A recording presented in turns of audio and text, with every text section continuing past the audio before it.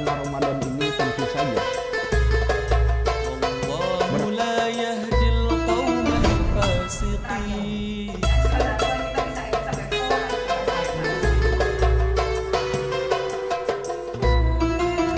Assalamualaikum warahmatullahi wabarakatuh. Halo sahabat saya semua.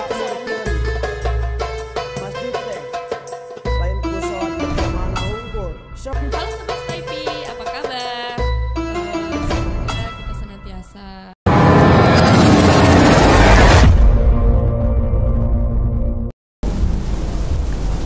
Alhamdulillahirabbil alamin. Wabihi nasta'inu ala umuri dunya waddin. Asyhadu an la ilaha illallah wahdahu la syarikalah wa asyhadu anna Muhammadan abduhu wa rasuluh la nabiyya ba'dah. Wa qala Allah ta'ala fil Qur'anil Karim, a'udzu billahi minasyaitonir rajim. Ya ayyuhallazina amanu kutiba alaikumusyamu kama kutiba alal ladzina min qablikum la'allakum tattaqun. Pemirsa yang dimuliakan Allah, pada mukadimah barusan disampaikan salah satu ayat yang terdapat di surat Al-Baqarah ayat ke-183 yang artinya, wahai orang-orang yang beriman, telah diwajibkan kepada kalian saum sebagaimana telah diwajibkannya kepada orang-orang dahulu agar kalian bertakwa. Nah, ayat ini ayat yang senantiasa jadi rujukan, jadi sandaran, jadi dasar tentang kewajiban ibadah saum. Ya, tentang kewajiban ibadah saum. Nah, saum yang kita ketahui, ya, saum dengan memperhatikan beberapa keterangan baik di Al-Baqarah 187 atau riwayat-riwayat yang terdapat dalam hadis bahwa saum itu adalah ya berhenti berbuka, yakni tidak makan, tidak minum, tidak berhubungan suami istri di siang hari mulai dari terbit fajar sampai terbenam matahari dengan tujuan untuk melaksanakan ibadah. Nah, intinya saum itu adalah meninggalkan yang tiga itu. Tidak makan, tidak minum, dan juga tidak berhubungan suami istri. Pemirsa, para pakar ada yang meneliti tentang keadaan manusia, tentang kebutuhan pokok hidup manusia. Nah, katanya hasil penelitian itu bahwa manusia dalam kehidupannya itu tidak terlepas dari 5 kebutuhan pokok. Yang pertama, ada yang disebut dengan kebutuhan fa'ali. Kebutuhan fa'ali itu adalah kebutuhan untuk makan, kebutuhan untuk minum, dan kebutuhan untuk berhubungan seksual, berhubungan suami istri. Kebutuhan fa'ali itu merupakan kebutuhan yang pertama dan utama bagi manusia itu. Dan yang kedua, ada disebut kebutuhan untuk memperoleh ketentraman dan keamanan. Di sini nggak ada orang yang tidak mau tentram, ya, tidak ada orang yang tidak mau aman. Semuanya ingin tentram, ingin aman. Apalagi kebutuhan yang pertama tadi ini, semuanya ingin makan, ingin minum, ya, ingin, laki-laki ingin punya istri, istri ingin punya suami. Kalau ada orang laki-laki nggak mau punya istri, maka berarti itu kelainan. Ya, kalau laki-laki nggak punya istri itu kelainan, ya, ada kelainan. Yang ketiga, manusia butuh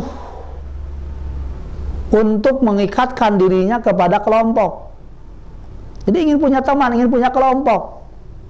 Jangankan manusia, binatang saja berkelompok gitu. Kita lihat ini, burung, ya. Ini ada burung tertentu itu berkumpulnya dengan burung tertentu lagi. Itu. Ya, burung hantu bergabung dengan burung hantu lagi. Nah, kemudian juga tumbuhan. Coba ini, tumbuhan pohon pisang, di sana pisang saja ini. Gitu kan ya? Nah, ini. Manusia seperti itu. Manusia itu berkumpul dengan kelompoknya itu. Ya. Nah, itu makanya dalam hal ini manusia juga memerlukan adanya keterikatan pada kelompoknya. Kalau nggak punya kelompok, ya rasanya itu kurang terpenuhi kebutuhannya. Yang keempat, manusia butuh untuk memperoleh kehormatan. Nggak ada orang yang nggak mau dihormati.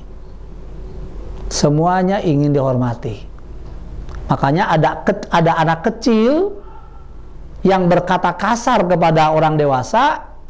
Itu orang dewasa itu merasa dirinya itu, ya, tidak dihargai, tidak dihormati, itu. Dan yang kelima, manusia butuh untuk mencapai cita-cita, butuh terhadap pencapaian cita-citanya. Setiap manusia punya keinginan, setiap manusia punya cita-cita, maka semuanya ingin cita-citanya dapat tercapai. Apalagi yang sekolah, ingin lulus, udah lulus, ingin apa, terus itu ya, keinginan selalu ada. Nah, ini kata peneliti itu, bahwa manusia itu tidak terlepas dari 5 keperluan ini. Dan di antara kebutuhan yang 5 ini, kebutuhan yang paling utama dan paling pertama itu adalah kebutuhan pertama, yakni kebutuhan fa'ali tadi, butuh terhadap makanan, minuman, dan berhubungan suami istri. Nah, makanya orang tidak akan terlalu mendesak, ya, untuk mendapatkan kebutuhan kedua kalau kebutuhan pertama belum terpenuhi. Orang tidak akan terlalu mendesak untuk memperoleh kebutuhan ketiga kalau kebutuhan ke-1 dan ke-2 belum terpenuhi. Demikian juga tidak terlalu mendesak untuk memperoleh kebutuhan ke-4 sebelum kebutuhan ke-1, ke-2, dan ke-3 terpenuhi. Sampai untuk memperoleh kebutuhan ke-5 pun seperti itu. Nah, jadi makanya itu bertahap, ya. Untuk memperoleh kebutuhan berikutnya itu harus terpenuhi kebutuhan yang pertama. Nah, ini makanya kebutuhan pertama itu merupakan kebutuhan yang paling penting, ya, paling utama dan paling pertama. Nah, tetapi nih, manusia di satu saat tidak terpenuhi kebutuhan pertamanya, misalnya karena faktor yang lain, tapi dia dapat cukup mengendalikan dirinya, tidak terdorong untuk melakukan anarkis, tidak terdorong untuk melakukan perbuatan-perbuatan yang kurang baik, maka orang itu dipandang sebagai orang hebat. Ya, sebab pada umumnya kalau orang, ya, makannya kurang,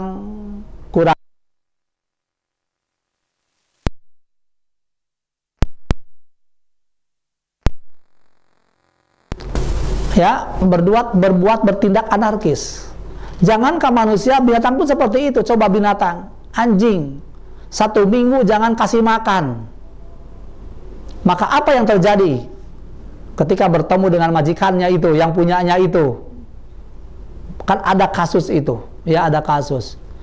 Seekor anjing, ya, kemudian ya menggigit ya yang punyanya yang akan beri makan. Kenapa? Karena sebelumnya itu nggak dikasih makan, gitu. Jadi ada kecenderungan orang ya ketika lapar, tidak ada makanan, tidak ada minuman, kemudian orang itu bisa terdorong berbuat anarkis, berbuat brutal. Tapi kalau ketika dia kurang makan, kurang minum, tidak berhubungan suami istri, tapi ternyata nafsunya dapat terkendali, itu adalah orang hebat.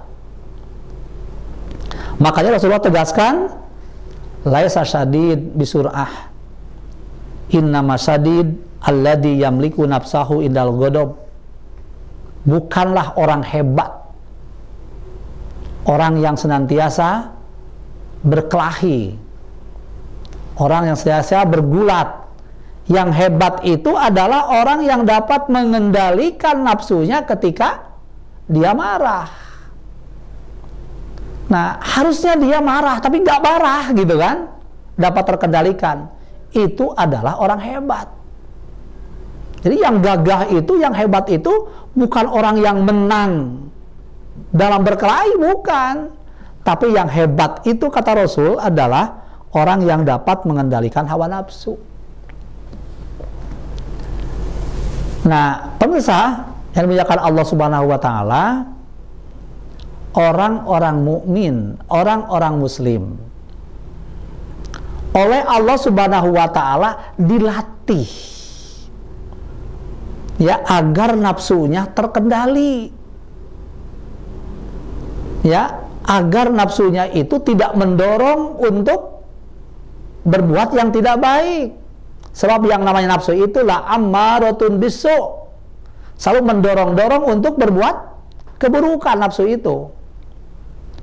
Nah, dilatihnya dengan apa? Dilatihnya dengan ya diberhentikan dulu makan, diberhentikan dulu minum melalui ibadah saum itu. Nah, makanya dalam hal ini dengan saum yang benar itu, maka akan mengendalikan hawa nafsu itu, yaitu dilatih dapat mengendalikan hawa nafsu. Maka dalam hal ini sasaran dan tujuan saum yang paling pokok itu adalah dapat terkendalinya hawa nafsu. Makanya Rasulullah SAW itu pernah menegaskan, wasyamu junnatun. Siam itu, saum itu merupakan tameng, ya, perisai saum itu. Fa'idza kana yaumu saumi ahadikum, apabila hari yang salah seorang di antara kamu melaksanakan saum, maka fala yarfus, ya, janganlah berbuat rofas, berkata-kata kotor, ya, termasuk berjima di siang hari, wala yazhum, dan juga tidak melakukan perbuatan-perbuatan yang bodoh. Fa insabahu ahadun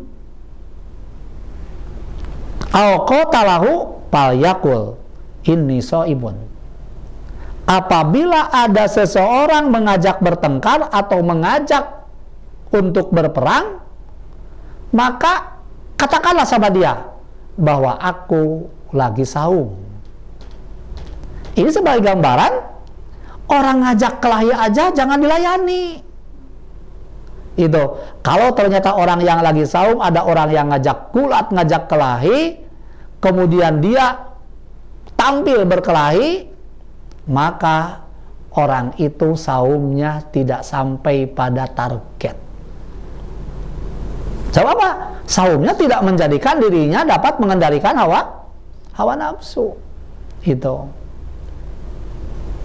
Nah, kemudian dalam ayat ditegaskan, ya, di akhir ayat yang tadi saya bacakan itu, sasaran saum itu adalah la'allakum tattaqun, agar kalian itu bertakwa.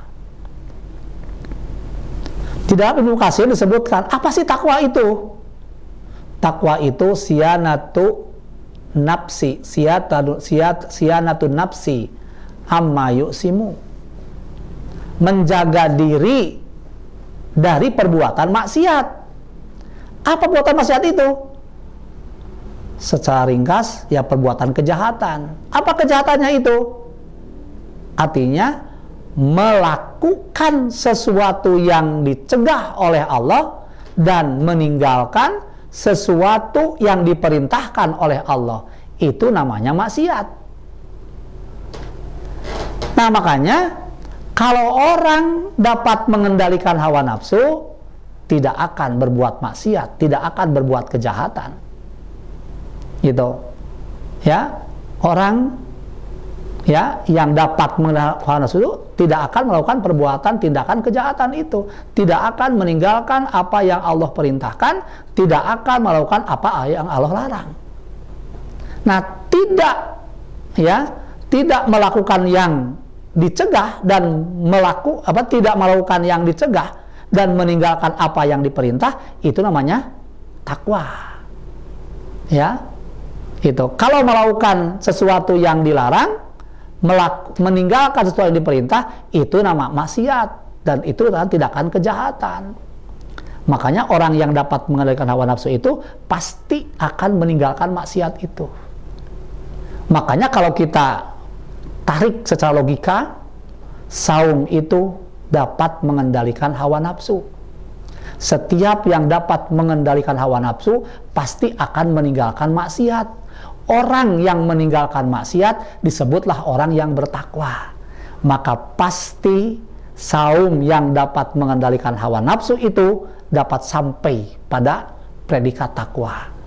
Tapi saum yang tidak dapat mengendalikan hawa nafsu tidak akan sampai pada takwa itu. Karena takwa itu intinya adalah meninggalkan kemaksiatan. Itu. Nah, itulah ya. Jadi diurut secara logika, apa? Saum dapat mengendalikan hawa nafsu. Orang yang mengendalikan hawa nafsu dapat meninggalkan maksiat. Orang yang meninggalkan maksiat dikatakanlah sebagai seorang yang bertakwa. Jadi saum yang terdapat dalam Al-Quran itu adalah ya tujuannya untuk menjadi orang yang bertakwa. Ya, proses menuju takwa itu adalah orang saum harus dapat mengendalikan hawa nafsu dan akhirnya dapat meninggalkan kemaksiatan. Barangkali itu saja ya yang bisa kami sampaikan. Mudah-mudahan manfaat ya, walaupun singkat tapi mudah-mudahan ya dapat dipahami. Demikian, bila hidayah wa taufik. Wassalamualaikum warahmatullahi wabarakatuh.